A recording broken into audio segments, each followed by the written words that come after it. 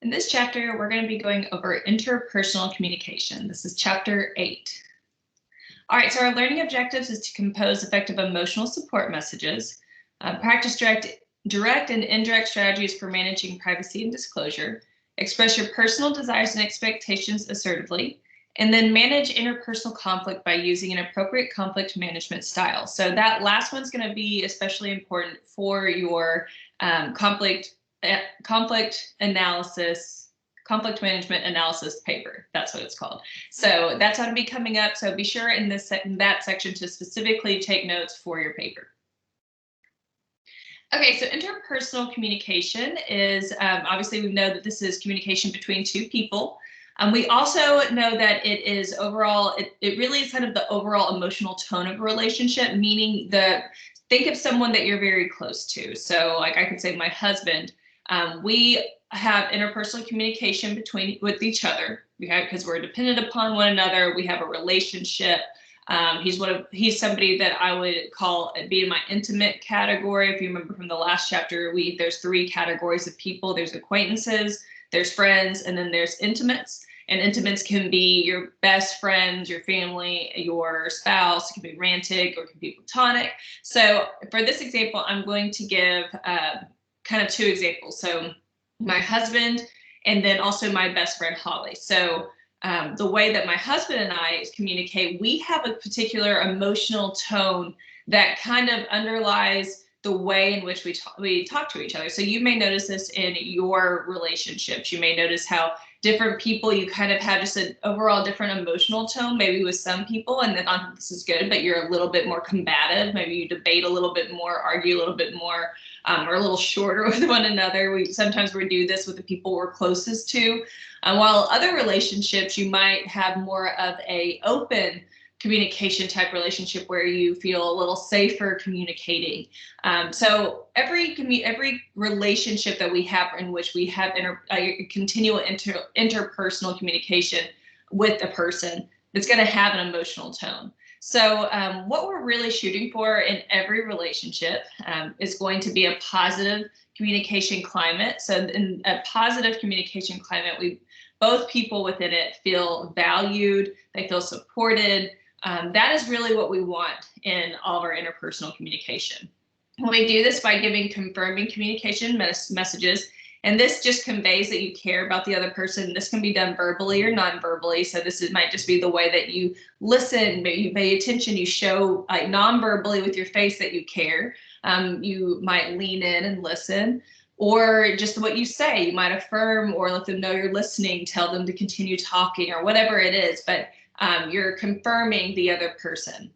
And then disconfirming communication messages signal a lack of regard for the other person. So that's going to be more like you're really kind of communicating you don't care. So say someone's talking to you and you just kind of keep watching TV or look up or look at your phone. That's going to communicate that you don't really care that much. And that's what we want to avoid in our interpersonal communications. Okay, so one of the first things that we do with our interpersonal communications with partners is we are comforting. So comforting is helping people feel better about themselves, their behavior, their situation.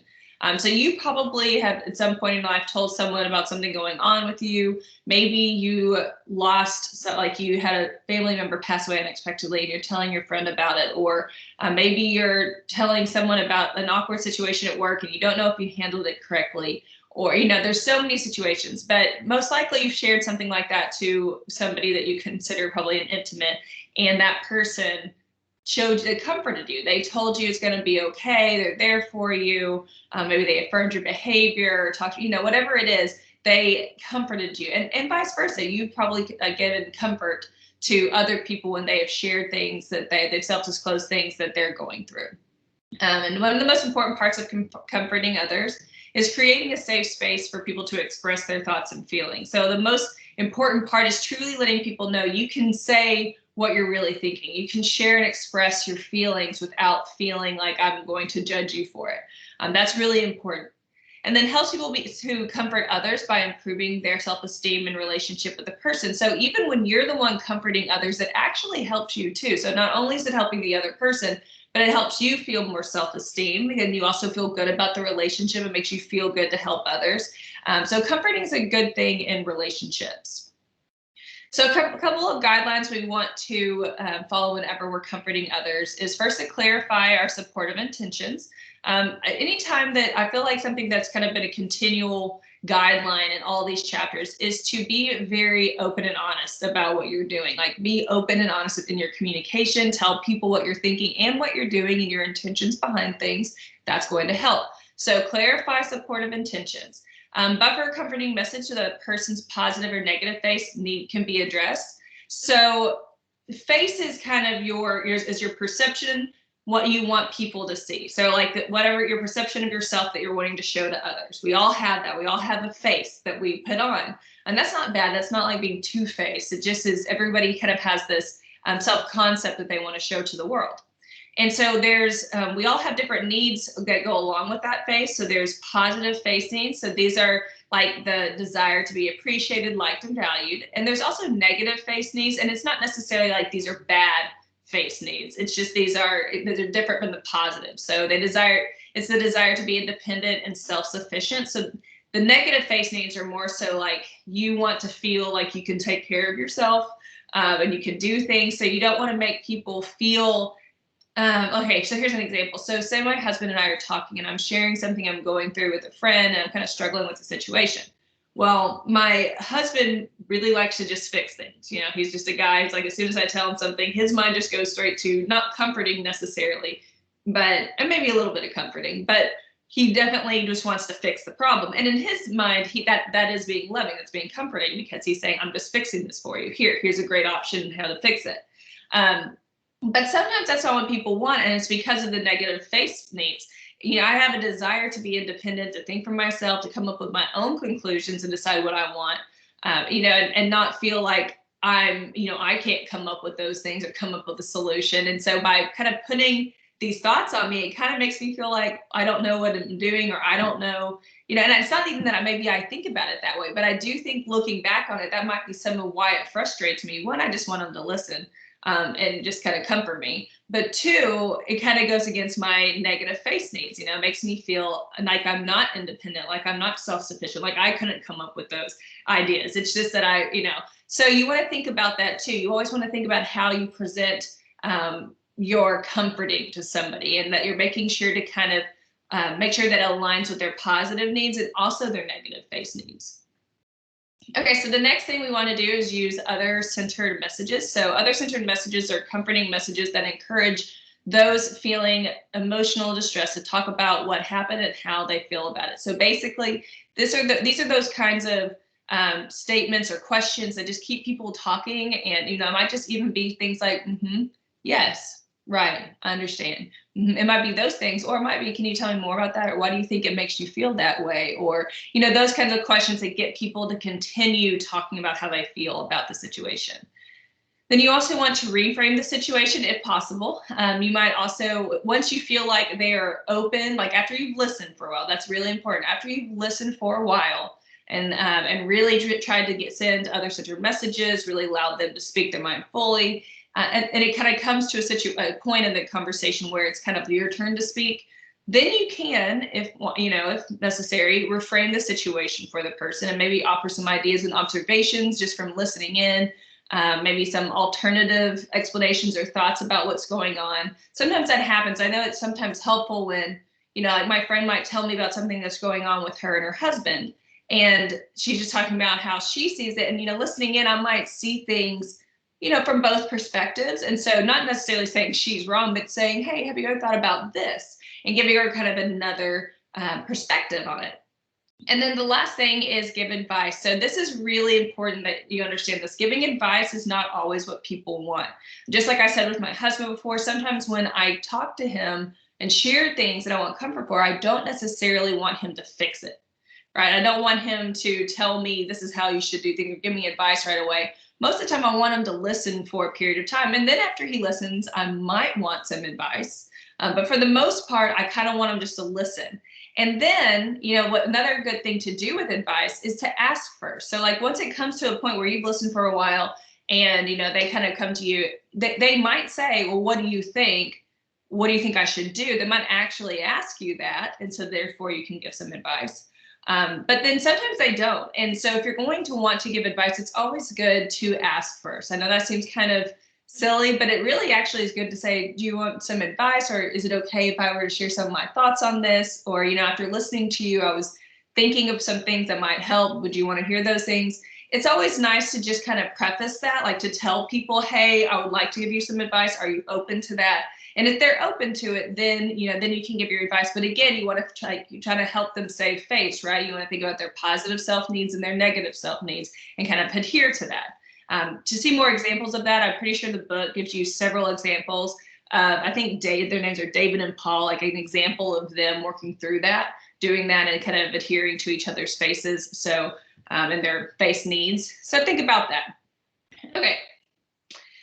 Disclosure and privacy. So another part of interpersonal communication is that you get to kind of choose how much you want to disclose to people and what you deem as private. So I think in the book, I really liked how they said this. Hang on. It's on page 98. And it says, communication privacy management theory describes the decision-making process we go through as we choose whether or not to disclose confidential information about ourselves, which would be self-disclosure, or about others, which would be other disclosure. The concept of privacy assumes that people own their personal information and have the right to control it by determining whether or not to communicate about it. So basically, it's kind of like when you have something that you want to self-disclose to somebody, it's kind of, you are the person that decides if this is private, you want to keep it to yourself, or if it's private between us. So that's what communication privacy management theory is about. It's the decision-making process of deciding what kind of things are confidential, what do you want to tell people, how much you want to tell someone, and kind of giving people the right or not the right to share about it. And so this controls access to one's personal information, and it's becoming more, and I guess the book talks about this, it's becoming more complicated with the increasing use of technology, especially because sometimes we post our thoughts and our feelings about things and then we delete it. Maybe we decided, I don't want people to know that. But we put it out there, right? So then it's no longer necessarily private. So anytime that you're going to post something, you just always want to think about, okay, would I want people 10 years from now to see this? Would I want a future employer to see this? I think actually on page 100, it gives a list of things not to post, things you should not post on social media, especially things that, you might kind of feel like you're just sharing it with your friends, but actually it's not really that private. So it talks about you shouldn't post profanity, abusive content, adult content, illegal content, offensive content, negative opinions about your job, employer, or boss, professor, just about people. Drug-related content, and you should think about poor grammar. You shouldn't post things with poor grammar, poor spelling, or any type of threat. So by thinking about those things, you want to think about longevity. What do you really want people to know? Are you going to want people to see that 10 years from now? Are you going to want to see future employers to see that? So everything you put online, you have to understand that it's not necessarily considered private anymore.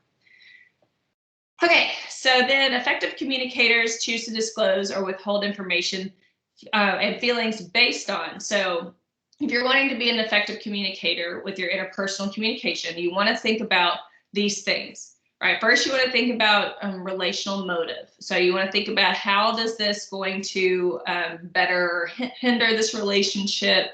If it's not the right situation, if it's not the right relationship to share this, like what's the motive behind sharing it within this relationship? You want to think about that. If you don't trust somebody to keep something private, then you probably shouldn't share those things.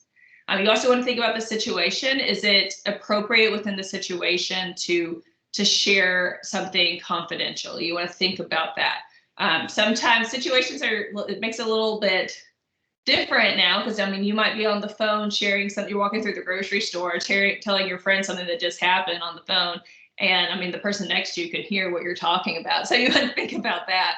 But you just want to think about the situation. Is it the right time? Is it good for how you're communicating at the moment? Sometimes you can just bring something up that's kind of not just, at the right time, it's kind of awkward.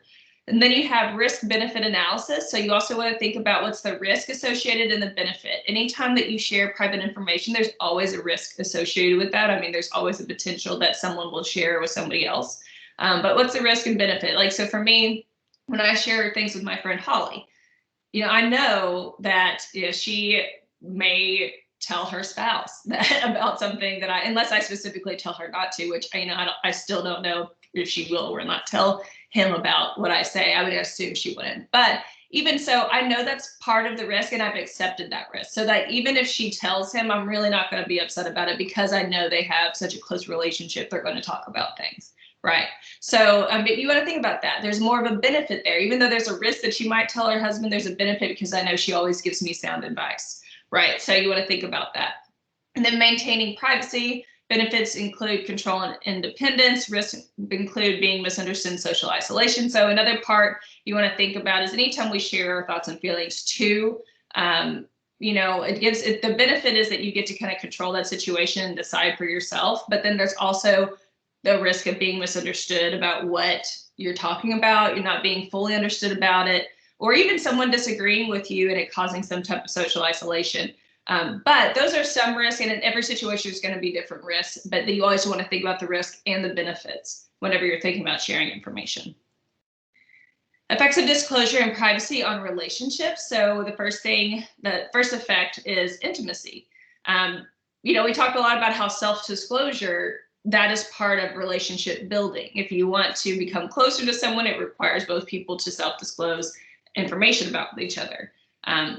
So like I said before, people move back and forth between being closer, disclosing more information, and maintaining privacy. We talked about in the last chapter, I believe, just kind of that thought process of, kind of dealing with, do I want to maintain privacy, or do I like closeness, or do I want to be really open? Like relationships don't stay in an open box or stay in a closed box. They often kind of fall, go in between, move back and forth. There's periods where you are more open. There's periods where maybe you don't disclose as much. Even like with my friend Holly, there are times in our relationship where we haven't told each other as much. And there's times when we tell each other everything. It just kind of goes back and forth. So may choose privacy. So people might choose privacy in an intimate relationship to protect the other person's feelings. So maybe you just want to not hurt the other person, but maybe you did something you shouldn't, and you don't want to hurt their feelings, or maybe you just notice something about them that you want to tell them, but you don't. Like say they've hurt your feelings and you want to tell them, but then you don't hurt their feelings because you're upset. There's so many weird things with relationships. But we want to protect the other person's feelings. Might be one of the reasons why we keep some information private. Also, we might want to avoid unnecessary conflict. Sometimes we just don't want to have to argue about it. Maybe you and your significant other have something that's kind of been bothering you, but you just don't want to have that conflict, and so you just kind of hold it in. That's not good for a long period of time. It might be good for the moment, but over time, that's not going to be good, and we'll talk about that later. And then protect the relationship, reestablish a boundary of independence. So again, it might be that you just feel like you don't have any independence and you just kind of want to keep things to yourself for now, and that might just be what you need, and that's okay. And again, you might have periods where you share more and periods when you don't, just depending on where you're at in the relationship at that time. Then there's reciprocity. Oh my goodness, y'all. Reciprocity. Oh my goodness, y'all are gonna laugh at me. I cannot say that word, but that's okay. That's okay. But this is when this may not occur immediately after disclosure is made. So this is just meaning that, you might share something with somebody, and we would think that if we share, then the other person will immediately share with us as well, but that doesn't always happen. Sometimes it takes some people a little bit longer before they feel comfortable sharing private information. So you might be willing to share, and you might share things, but they might take the other person a little longer. I'm going to try to say this again. Reciprocity. I think I'm saying that right. You can laugh at me because I'm laughing at myself. And then information and co-ownership. So co-ownership is kind of talking about when you have shared personal information. So basically, you're kind of giving people rights to that information as well, or giving a person rights to that information as well. But you have to kind of tell them, what's not okay to share and what is. So my husband knows a lot of things about me that some people may not know, and I give it to that information is kind of co-owned between each other. However, I believe he knows what information he cannot share without my permission and what might damage our relationship. So you need to be aware of that. And if you don't know, or you're not sure if the other person would know, you just want to make sure to tell them, hey, make sure not to say anything about this. or anything like that. But you just want to sometimes define that. But anytime that you share private information with someone, it's kind of like you become co-owners of that information. So here's some disclosure guidelines. So first, self-disclose, appropriate information, private information only when it represents an acceptable risk. So basically, when you're willing to accept the risk associated with sharing the information, but make sure it's appropriate to the situation, what's going on, what you feel comfortable in that relationship. And then whenever you're disclosing information, think about moving gradually, right? Like if you're, say you're developing a relationship with someone, and you say it's somebody that maybe you were friends, but now you're really becoming good friends, you still want to, like I have a friend, Kaylee, and she and I were we were good friends, I guess, in college. And when I was a freshman, she was actually my big sister in the sorority. By senior year, though, we became very close, and we started sharing a lot of time together, a lot of information with each other. We just became very close at that point. She's still one of my best friends. And when I think about our relationship, that grew, and like over time, we self-disclosed deeper information. It wasn't like one day I woke up and was like, hey, here's everything you know to know about me, right? Like it takes time to kind of build that and go deeper. And then continue self-disclosing only if it is reciprocated. So you also want to think about, is the person reciprocating back? That's something that I noticed with another one of my friends, is that I noticed I was always sharing information, but I really didn't know a whole lot about her. She was not reciprocating that information. And while I might feel very close to her, she may not feel very close to me because she's not telling me anything, right? So you want to think about that. You want to think, and eventually that friendship was hard because I kind of felt like I couldn't get anything out of her, and we couldn't go any deeper with our relationship or our friendship. So it just kind of started to end, right? So you want to think about that. Anytime you're self-disclosing information, you want to make sure it's kind of balanced with the other person. And I think that just helps with the risks, right? Like it just helps you not feel like you're giving a lot and not receiving a lot.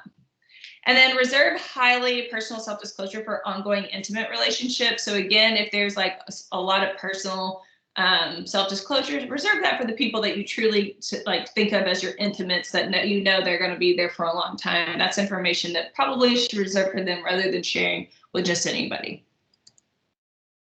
All right, so some guidelines for describing feelings. So another thing that you might not realize is kind of hard to do for some people is describing their feelings. Kind of working through what they're going through. And this is part of comforting as well, right? Being able to kind of work through feelings, understand why you're feeling a certain way and how to deal with it. So one of the things that you should do whenever you're disclosing about your feelings, but also when you're helping other people disclose about their feelings, is first identify what triggered the feeling. What happened in order for you to start having these feelings? Identify that first. And then second, we want to identify the specific emotion felt as a result of the trigger. So here's what happened, and then figure out what is the emotion that I'm feeling right now, right? My husband did this, and so I'm feeling this, right? Like that's something that's really important to figure out. So then figure out the specific emotion and then frame responses in I statements. So if you were talking about what you're going through, kind of own those statements, own that and say, I feel this way. I feel that this is what happened in order for me to go feel this way. And anytime that you do this, it should be more I focused versus others focused, meaning like focused on what the other person did and all that, like focus on your I, like what you're dealing with. And it will help you kind of work through what your feelings are. Same with others, whenever they're working through things, ask them, what triggered the feeling, ask them what specific emotions are they feeling, and then to give more detail using those I statements. What exactly are they going through at the moment? What exactly are they feeling at the moment? Okay, so let's see. And then providing personal feedback. So whenever you are providing feedback to someone, you want to describe the specific behavior. Do not comment on the appropriateness. So basically, when someone tells you what they're going through, what they're dealing with, you want to kind of just, and you're talking back, you're providing feedback. You might describe what you think the other person's feeling. You might then praise positive behavior. So tell them what they did well. In the situation, say they're telling you let's say, I'm trying to think of an example. My husband always thinks a lot about how he communicates with others. Like he cares a lot about that. And so sometimes after we go out to eat with people or something, he'll say, hey, I feel like I I did something wrong by saying this to that person, and ask him to kind of describe that. And then I'll tell him, what's really great is that you care so much about, like, you're so empathetic about how other people feel. So I praise a positive behavior that he did. And then I give him the criticism if needed and say, I don't know if that person noticed that, but next time just try to focus maybe on blank, or to say something like blank if that's needed, if that's the criticism that needs to be given. Sometimes the criticism isn't necessarily given. Sometimes people are beating themselves up for no reason. But that is, if you do need to give criticism, that's typically how you should do it. So like describe the behavior and then talk about or what they did, and then praise what was good, and then tell them positively like what some criticism or some ways they could fix it might be. Okay, and then also when giving constructive criticism, this is kind of like giving advice. So you want to first always ask permission. You always want to ask, like, do you want me to give you some advice on that? Or, do you want me to kind of tell you what I think on this? And I think that's good, just because sometimes people don't really, it's not time yet. Maybe it just happened and they don't necessarily want to be criticized at the moment because they just can't really accept it at the moment. So sometimes it's good to just wait or to ask permission first.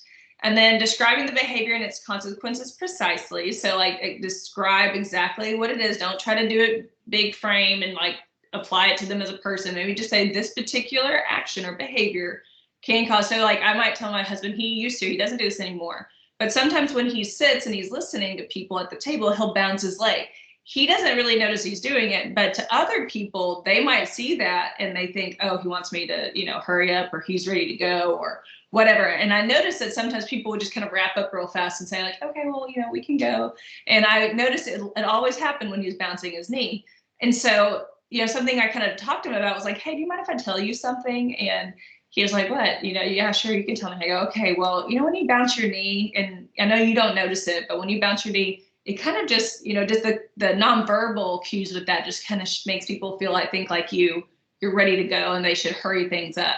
Yeah. And then, but I always tell people, and also tell us, it's like prefacing the constructive criticism with an affirming statement. I do always tell them, I know you don't, or I tell him something positive. And in that moment, I might tell him, I didn't really, like, I know you don't mean for it to be this way. Like, you never want to hurt people's feelings, but maybe you didn't notice that blank, and then suggest how the person can change the behavior when appropriate. So at that point, I might just say, so maybe when we're around people, I don't mind if you bounce your leg, but when we're around people, maybe try to pay attention. I could even, if you start doing it, I can even touch your leg or something so you notice. And I told him that, and he was like, oh my goodness, I'm so sorry, I didn't notice that. And it was a good moment of constructive criticism, because when I asked permission, I prefaced the criticism with a positive affirming statement about him. And I talked about the behavior, not who he was, but like the actual behavior and how it might affect people. And then I also gave kind of just like next time, or, here's some ways to change the behavior that won't happen. All right. So that's kind of how we want to think about constructive criticism. So communication privacy management guidelines. So now you want to think about how you manage privacy. So there's indirect strategy, and this is talking about, like, say someone asks you a question that you don't really want to answer, right? Like, say somebody, I think the book gave the example of, say if someone asks you about a grade you made on a test, and you don't really want to talk about it, right? So you have several different indirect strategies you can use, but the only problem with the indirect strategies is they don't work forever. Like, they're kind of, you can only do it for a few times, and then you have to try to think of a direct strategy. But indirect strategies might be changing the subject. So say someone asks you about something and you don't really want to talk about it, and so you just kind of change the subject. You might mask your feelings. So maybe somebody kind of jokes or gives you a hard time in front of people, and you don't really like it, but you don't really want to deal with that in front of everybody. So you just kind of laugh along and you just mask the feeling. And then practice strategic ambiguity. So this is like being able to kind of like be ambiguous, like not really answer the question, kind of basically just kind of dancing around it. That kind of stuff is okay for a few times, but especially on your closer relationships, if you do that a lot, it kind of damages the relationship. So if you don't want to talk about something, you'll want to eventually use the direct strategy, which means that you're establishing a personal boundary by being direct with people. Like, you tell them basically you want, like I say, it says personal boundary is a direct approach for responding to people who expect others to disclose information. So say, like I said, your friend wants you to tell them what that you made on the test. you don't want to do that. So you just have to tell them directly, I don't really feel comfortable talking about this, and then you can always tell them why. Let's see if it talks about that. Yes. Okay. So here's what you want to do whenever you are doing a direct strategy and you're trying to set a personal boundary. So first, you want to recognize the reason for not choosing to share the information. And you want to tell the person that.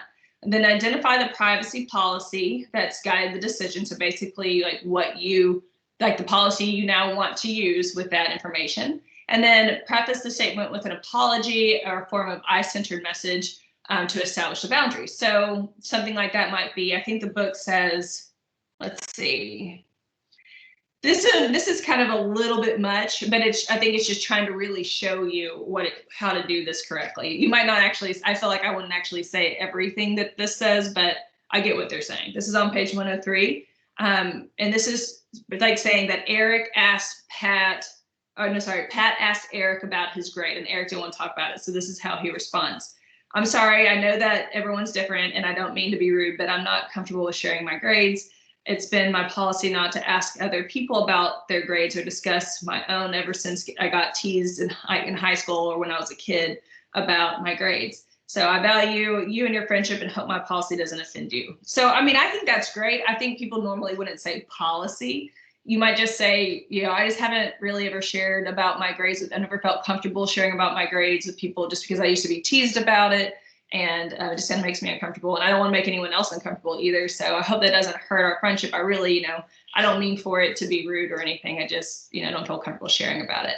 And I think most everybody would be completely understanding if you're direct and tell them, hey, I don't feel comfortable sharing about this because of this reason. And also just apologize, making sure to say, I'm sorry, and I don't mean this to be offensive to you. It's just that I don't feel comfortable because of this reason. And I think that's a good way to set up a personal boundary and also respect others with that. Okay, so communication styles. So this is where, take note, this is important.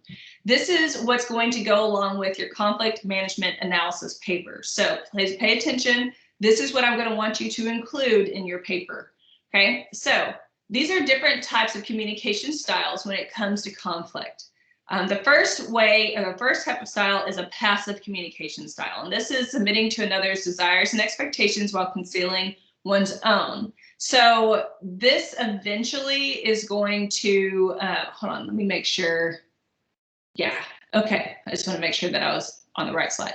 Okay, so this is where you're kind of just, you're hiding how you feel about things. And over time, this is going to damage the relationship because eventually you're probably going to explode. This is kind of what we think of as like stuffers, right? Like we just kind of hide how we feel. Someone might hurt our feelings, but we just kind of bury it until we can't bury it anymore, right? So we don't want to do just passive, like anytime, just go with anything, right? We want to be able to stand up and say how we feel about things. But on the other hand, we also don't want to be aggressive. So aggressive communication styles attacking other person's self-concept. So this is where you all of a sudden go from just saying, this is how I feel about something, say someone hurts your feelings and you tell them in a respectful way. The aggressive communication style is when you actually attack somebody's self-concept, meaning that you're like saying, you are so selfish, you're such a mean person, and sometimes if we use a passive communication style for too long, it ends up we end up blowing up and having this aggressive communication style. Some people always have an aggressive communication style and basically just start yelling or getting mad anytime that something's not going their way. So this is expressing personal hostility in order to inflict psychological pain. People use verbal aggression when they perceive themselves to be more powerful, do not value the other person, lack emotional control, feel defensive. And sometimes I think also, like I said, just they boil over. Like, they've just been too much, or maybe this person's done this thing to them too many times and they blow up, right? May lead to less satisfying relationships, family violence, divorce, all those things. So you want to really make sure in a lot of situations, if you're using aggressive communication style, that's being managed in a better way. Then there's also passive aggressive communication styles. So this is where you express hostility indirectly. So it might be that you tell someone something's fine, but then 2 days later, you'll say something, the book gives a good example. So it's two people. I'm going to say just Sarah and John.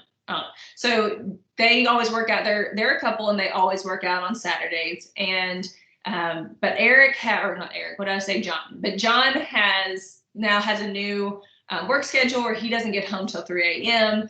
And they usually work out at 10 in the morning on Saturday. So he just decides to keep with it, even though he's exhausted. He does it anyway. Well, Sarah decides that she wants to start working out at 8 a.m. because that makes them have more time during the day. So she asks him to change. Well, say he's kind of gotten annoyed at the fact that she hasn't noticed he's exhausted or even talked to him about it. And then all of a sudden, he blows up on her. Okay.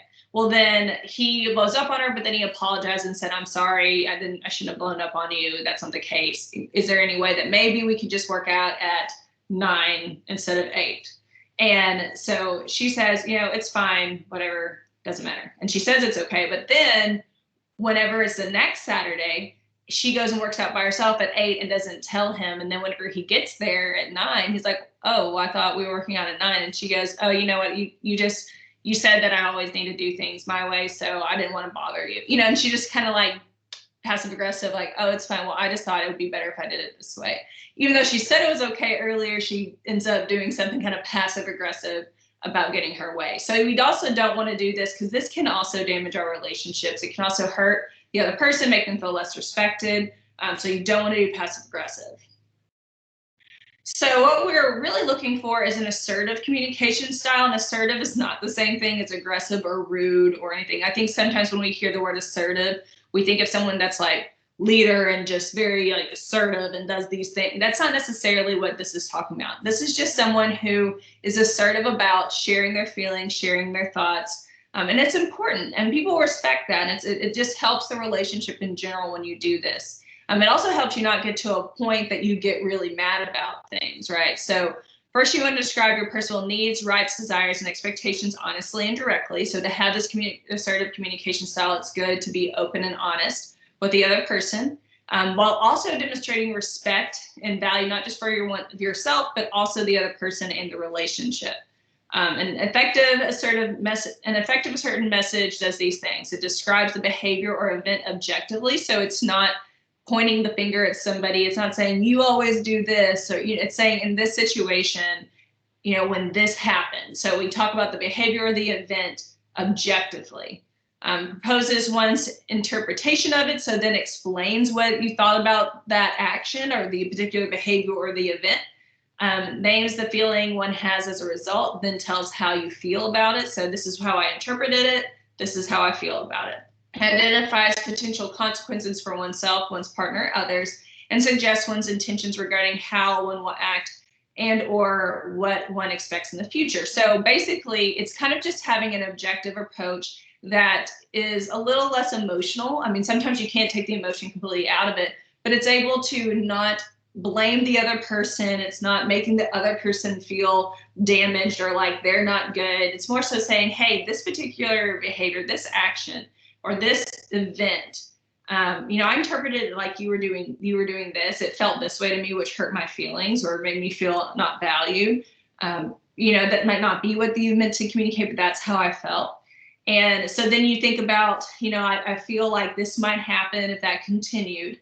Tell them what the consequences might be. So you say, this is how I hope that we could maybe manage this in the future. Or maybe we could do it this way so that, we both feel valued. So by doing that, you're looking at you're kind of just putting everything on the table, and you're not blaming the other person or making it seem like you're better than them or anything. You're just talking about the situation and explaining how you feel. And you're also kind of coming up with how we can be better in the future.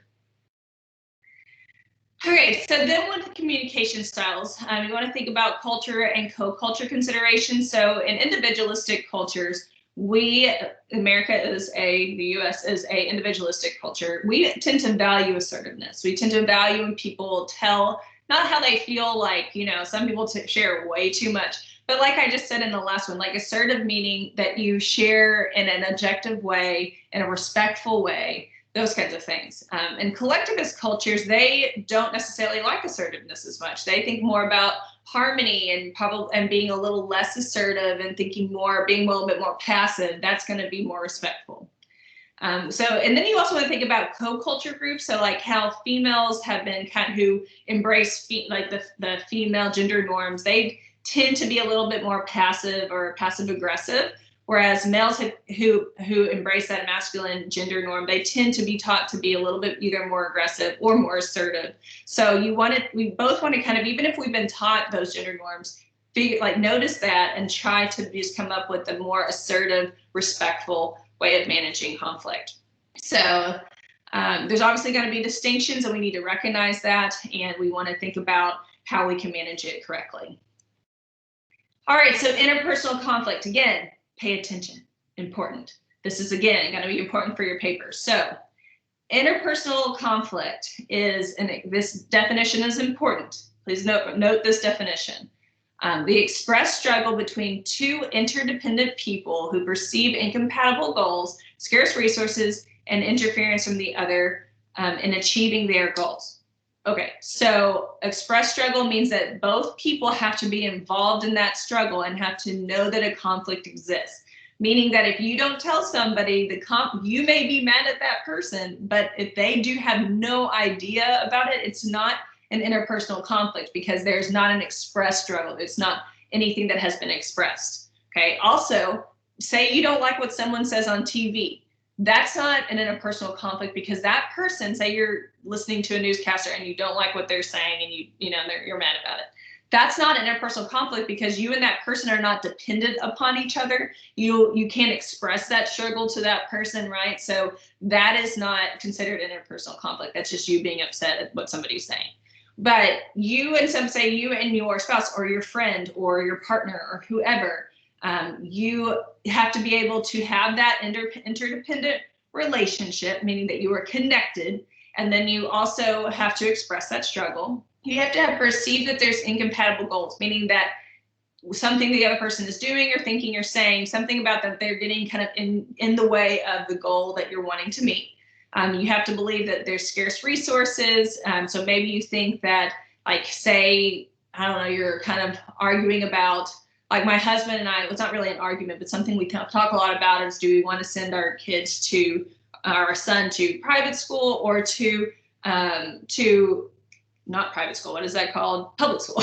And so, we went to public school, so there's nothing bad with public school, but we were also thinking about private because I also went to private and enjoyed that, especially in elementary school. So we're trying to talk about it. Well, that one thing that my husband, as an accountant, of course, is always talking about the resources, the money it would cost, and to think about that, and how would we want to balance that with our life. And so it's kind of an ongoing expressed struggle between us because we're constantly not in conflict, like angry at each other, but we are kind of trying to figure out what to do about that. And that's based on scarce resources. Not that we have incompatible goals, but that we have scarce resources, right?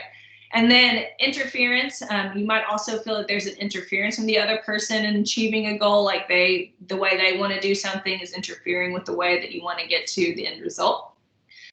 So conflict, as we have said a million times, conflict is a natural part of interpersonal relationships. So it's not something to be avoided. It's just something that we should manage in an assertive and respectful way. It can honestly strengthen a relationship if you manage conflict effectively. Because imagine if you and somebody else have a really effective way of managing conflict. Like I feel like Holly and I have a great way. Like we're very assertive and respectful. Like something that the other person is doing that hurts our feelings, we talk about that. Or if we notice the other person seems different, we'll ask, hey, did I do something? Can you tell me like how I can make that better? We'll talk about it. And so that actually has strengthened our relationship because we know if there's ever conflict, we can manage it effectively. All right, so here again, this is what I also want you to put in your paper. So I'm doing this to make you pay attention. Pay attention here. This is what I want you to have in your paper. All right, so your conflict management style. So there are 5 different types of management styles. There's going to be avoiding, and that means that you're just trying to completely avoid the situation. This is the most uncooperative, most unassertive. Hold on, make sure this isn't on the next one. Okay, well, it is. But you can notice that avoiding's at the bottom left, and then there's accommodation. Compromise is in the middle. That's what we're shooting for. Competition's top, and that's going to be assertive but uncooperative, and collaboration is going to be assertive but less cooperative. So We're going to go through each of these, but I want you to kind of keep this in mind, this little visual in mind, and think about, you know, whenever you write your paper and you're talking about a conflict that you had with somebody, you want to think about your management style and their management style. Okay. So avoiding. So this can either be physically removing oneself from the conflict, or it can be psychologically, meaning that you just avoid the situation altogether. You just don't want to deal with it. So you just kind of either mentally step out, or you actually leave. So this is also going to be kind of part of those, like when we talked about those ways that we manage conflict before, just a few slides ago. This is probably going to be a little bit more with that passive behavior. This is going to be more passive. It's not very assertive. It's also not very cooperative, right? Like, you're not trying to fix the problem if you're avoiding. Sometimes people think avoiding is just the best because you're like, I just don't want to deal with it. I don't like conflict. I'm just going to avoid it. And so maybe they're passive about it because that's why they don't have to fight about it, or they completely ignore it altogether. Eventually, this is going to be an issue. This is going to cause problems, and it's going to make it difficult to talk about it later. But some things that sometimes maybe it is good for is maybe if tempers are really high, like, it's really heated in the moment. Sometimes avoiding for the moment is good until both people can cool down. I know that's something my husband likes to do. If he's really upset about something, he tends to be an avoider, but he will deal with, work through it if he needs to. He'll talk with me about it. We've been working on that. But he does typically need, if he's upset about something, just a second of avoiding it for a second. Like, he needs to cool down before he can deal with it. And there's also another way it might be appropriate is if either the issue or the relationship's not important to a person. So if you are like, I'm done with this relationship, this is not worth it for me. Sometimes avoiding is just the way that you have to end that. But if you care about the relationship, this is not the best way to handle it, especially for a long time. So then there's accommodating. So this is considered kind of a lose-win. And the last one, I don't know if I said that, but it's a lose-lose. Avoiding is a lose-lose, meaning that neither person's winning when you avoid the conflict. Okay, so accommodating. This is going to be a little bit more, passive. It's not very assertive, but it's more cooperative, right? Like, so it's just saying, okay, like, you get what you want, that's fine. We'll just do what you want to do. So, my husband also tends to, like, if he's not going to avoid it, he'll be an accommodator because he really just doesn't, like, conflict makes him uncomfortable. Again, we've been working on that. And so I also think that I can be that way, right? Like, in certain situations with certain people, I'm very much open and assertive and willing to work through things. Some people, I kind of either want to avoid it or I just accommodate. I'm like, it's fine. I don't want to deal with it. Okay, you're fine. But we also don't want to do that. We don't want to just accommodate all the time because it's not very cooperative. It's not really dealing with the situation, especially if it's not how, like, it doesn't leave you feeling like you've dealt with it in a way that you feel good about it. You want to think about longevity. Accommodating is not doable, right? That's going to kind of lead to that all of a sudden that explosion and that aggression coming out. Accommodating isn't always the best, but sometimes when it's appropriate, when the issue isn't important to you, maybe something's not a big deal and it is to the other person. So, okay, like, where to go eat? Maybe you really just don't care that night and the other person's really hardcore about wanting sushi. So you're like, all right, that's fine. We'll get sushi. Even if you don't really like sushi, you're like, I don't really care. I'm not even that hungry. So we can go do whatever. So in that situation, maybe that would be appropriate. But when it comes to important topics, you don't want to just accommodate all the time. Okay, competing. This is another win-lose. So this is where, someone is, really cares about their own needs and desires and has little concern for the other person. So it's like, it's a person that just is always trying to win the argument. Maybe you're that person or someone that is that person, but it's like they always have to win the argument. They're constantly, like, it doesn't matter what they say to the other person. It doesn't matter how they win, what they do to win, but they have to win the argument. That is competing. That is very assertive in some ways. It's also very aggressive, but it's not cooperative. So you also want to think about the fact that when we're constantly competing and wanting to be right and be the person that wins the argument, we're not thinking about the other person and we're not being very cooperative. We're not being understanding. So you want to think about that. You might be being assertive, but you're also being kind of aggressive whenever you use the competing type conflict management style. And then appropriate when quick and decisive actions must be taken. And maybe to ensure one's own and others' welfare or safety. Sometimes that's just the way it has to be. Like, you have to make a decision, it has to be now. And so you're like, this is what we're doing, right? And, I think about, even say my son wants to cross the road and he wants to go right now, but I'm looking both ways to make sure there's not a car. I might have that competing attitude, to like, no, I'm the mom, you are going to listen to me. Why? Because I love him and I care about his safety. In that particular situation, yes, he has to lose and I win, but there's a reason why, and it's very important. So in that situation, it'd be good. But if like an argument with my husband where, we both have just conflicting views or desires on something, completely competing all the time to get what I want isn't what I should do. And so that tends to happen too sometimes. I think when you have a person, like I'll be honest, like I tend to kind of compete because my husband also is a little bit more of, like what is it, the accommodator. So I'm kind of got used to competing or kind of winning the argument. I had to be honest with myself and say, I need to be better about listening, about being a better listener and not having to try to win the argument with the conflict because I'm used to winning, right? So you want to think about that. And then compromising. So compromising is a partial lose-lose. So this is when each partner gives up part of what they desire to satisfy the other person. In some ways that's great. In some ways that works very well, but in some ways that's just kind of leaving the person just kind of like, or you kind of just left like, oh, I didn't get, exactly what I wanted. It's partially assertive and it's partially cooperative. And in some situations, it's the best thing. So like if an issue is moderately important, there are time constraints, so you don't have time to really think about it. Doing so allows for future negotiations, or attempts at collaborating have not been successful. So basically like, this is just what it is and the best way to handle it. This is what we're going to have to do. So that is, compromising is better than, avoiding or being a competitor or being just a constant accommodator. It's better than that, but there's one thing that's better than compromising. So collaborating is the win-win. So this is what we're ultimately going for, but I will say it takes more time and energy, so it's a little bit harder. It occurs when people work through the problem together to discover a mutually acceptable solution. I think I had a student one time write a paper about how her and her boyfriend, like she goes out a lot and loved having her girls' nights, but her boyfriend was kind of feeling like, hey, I don't ever get to see you, and I feel like I'm just always last.